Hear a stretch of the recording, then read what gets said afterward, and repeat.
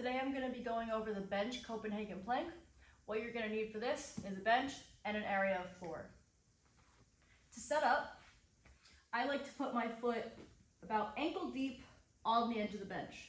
You don't want to be too deep like this or have the edge of your shoe on the edge of the bench because you want to make sure you're stable, but you also want to make sure you're not, modifying it too much like this.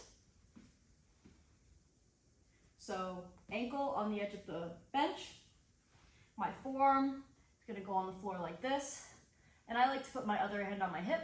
You could also have it up in the air if you like, but I like to have it on my hip. From here, I'm going to think about pushing off my bottom knee to make sure my hips are at the proper height.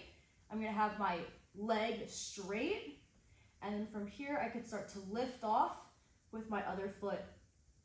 And I want to think about drawing it towards my top leg as much as possible. I also want to make sure I'm maintaining a good body position, so I want to make sure I'm in a straight line in both directions. So I don't want to be sagging like this, or, I almost fell, up like this. I also don't want to have my butt sticking out or my stomach sticking out in the front. So I want to make sure that I'm not like this or like this. I also don't want to have my shoulders tilting any which way.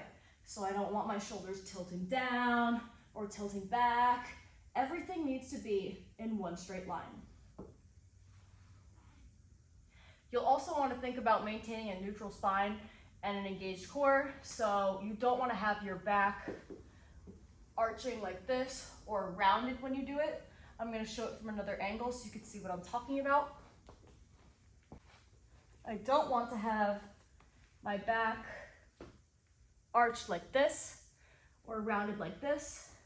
I want a straight neutral spine, a flat back, core engaged, and my shoulders, hips, and ankle all in one line.